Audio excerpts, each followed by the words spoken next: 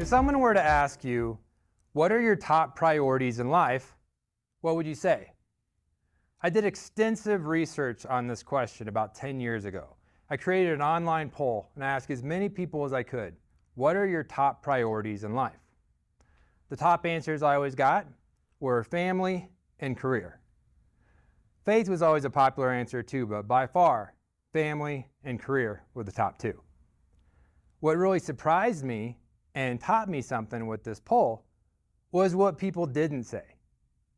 Basically, nobody said health and fitness. I'm a personal trainer, so of course I was pretty surprised by this. But after I had some time to think about it, I realized it actually kind of makes sense. Life comes with a lot of unexpected changes. And when changes come in life, we're really good at adapting to change when it comes to our family, our career, our faith. We're terrible at adapting to change when it comes to our health. Fitness becomes the thing we're going to get to later. These changes might be good changes, like getting married, having kids, or maybe getting promoted at work. They could be bad changes, like getting divorced or getting fired. It could be a really big change, like relocating, or a change as small as your work schedule changing. When life throws us these curveballs, we're really quick to adapt when it comes to the most important things in our life. But when it comes to our health, we'll get to that later. We can always work out later. We can always start working out later. We can always start eating healthy later. We can do all of this later. So what's with the sense of urgency? Well, to me, this is important because I believe that fitness is the vehicle that drives us to becoming the best version of ourselves. I know that when I'm taking good care of myself, when I'm exercising regularly, when I'm eating healthy, when I'm getting good sleep, when I'm doing all the things that I think are important healthy habits, I'm a better husband, I'm a better son, I'm a better friend to everyone in my life. I have more energy, I have more confidence, I'm in a better mood. I'm just better. It overflows into all areas of my life. When I'm not taking good care of myself, I believe the exact opposite is true. I don't have any energy. I have way more stress and anxiety in my life. I'm often in a bad mood, which then hurts my relationships. And I have a hunch I'm the worst version of myself. So it really doesn't matter how you answer the question, what are your top priorities in life? If fitness is not a part of your life, you will not be able to show up as the best version of yourself. I've been a personal trainer for about 20 years now. Over the last 2 decades, I have learned and evolved a lot. When I first started, I thought the job of a personal trainer is pretty straightforward. I help people reach their fitness goals, plain and simple. Luckily, I've realized my job has a lot more to it than that. When early on in my career, when I first start training clients, you realize right away that people come to a personal trainer fueled by short-term motivation. There's something coming up in their lives that they need fast results for. It might be a wedding or a reunion or maybe swimsuit season's coming around the corner. Something really important to them is quickly approaching and they need fast success. I'm sure you know as well as I do that short-term motivation like this leads to short-term results.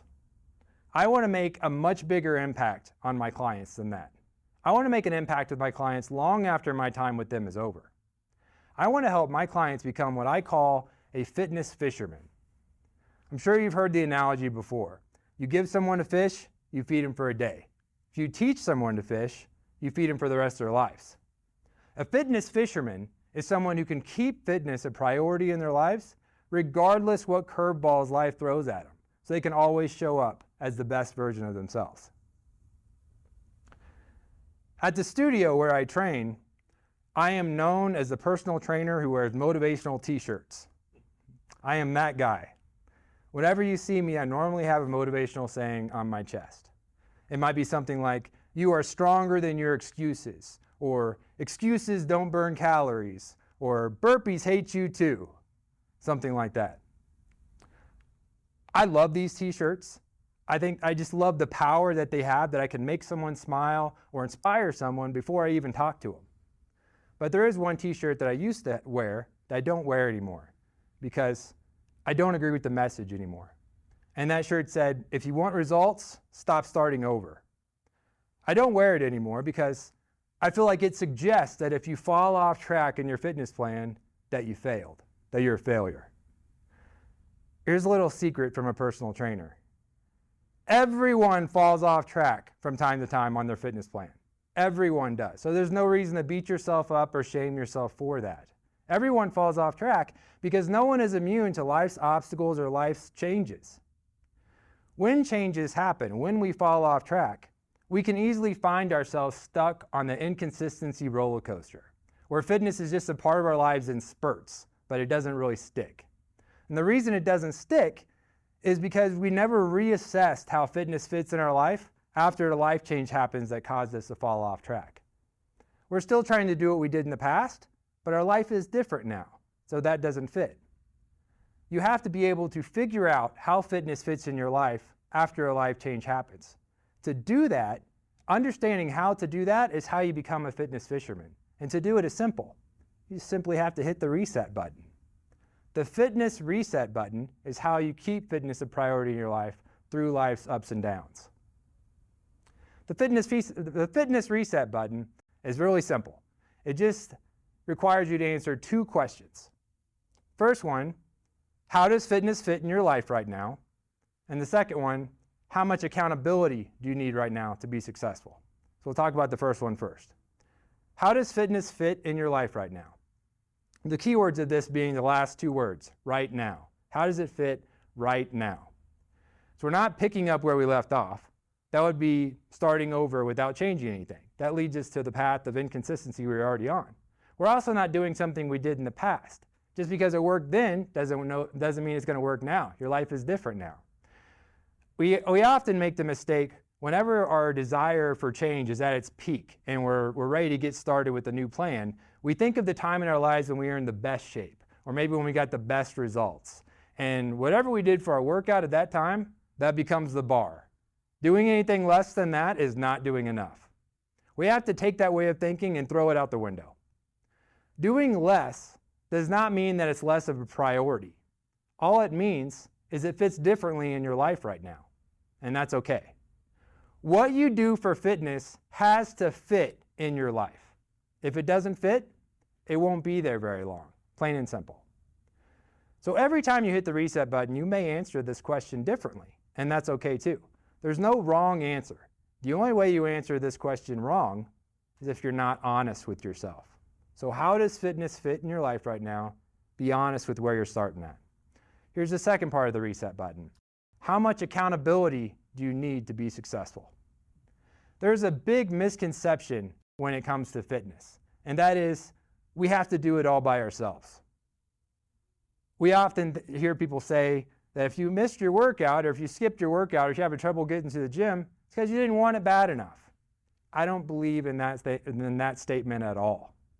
I do believe, however, that the more important something is to you, the more you should set yourself up for success. And that's where the accountability part comes in. How much accountability do you need to be successful is the answer. Motivation, our desire for our workouts, changes a lot over time. You may find yourself at times where you love your workouts. You're feeling strong, you're loving the results you get, and you can't wait for the next workout. When you're in this kind of workout zone, you don't need a lot of help from outside sources. You can get a lot of success just by holding yourself accountable. But there's also going to be some times when you're dreading your workouts. You can't stand the idea of working out, you hate your workout, you don't want to do it. It's everything in you to get yourself to not skip it. And when you're there, you need to give yourself some more accountability to make sure you're successful. And accountability comes in all different shapes and sizes. It could mean getting a trainer. It could mean having a workout buddy. It could mean getting a gym membership to a gym that all your friends go to. Finding a fitness class that fits perfectly in your new schedule. It doesn't matter what it is. It just matters that it helps you stick to what you planned on doing, that you followed through with your fitness plan. That's the right answer. And again, every time you do this, every time you hit the reset button and answer this question, it may be different. The only wrong answer is when you're not being honest with yourself. How does fitness fit in your life? How much accountability do you need? Understanding that after a life change and things are different in your life, just like you already do with your family, your career, your faith, you have to reset how fitness fits in your life. Understanding how to do that is how you become a fitness fisherman, and that is how you use fitness as a vehicle to keep showing up as the best version of yourself. Thank you.